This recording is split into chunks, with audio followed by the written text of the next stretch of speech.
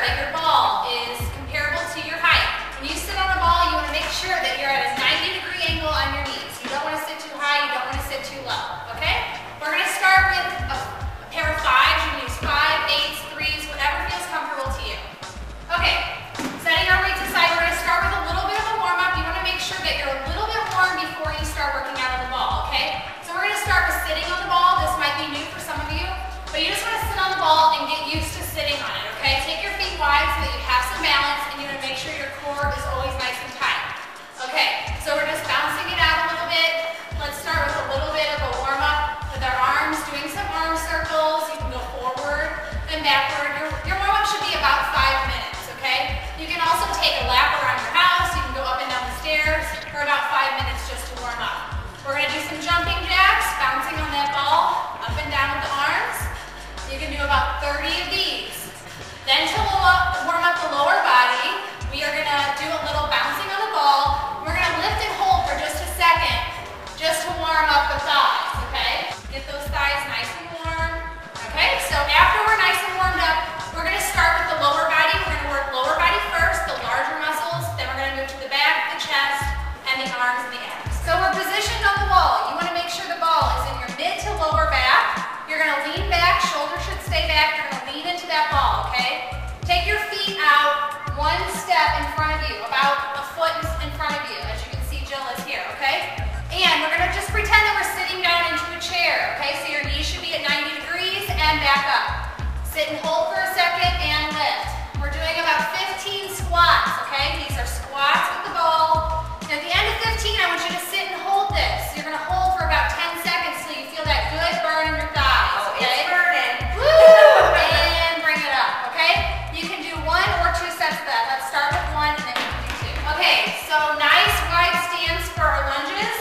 Your ball should be on the inside of that front foot, okay? Your ball is just your support, it's just your balance. Your abs should be nice and tight, shoulders stay back. We are going to bend both knees. Your knees should be in line with your toe. Don't be leaning forward. Coming straight down and lift. We're not going to come all the way back up.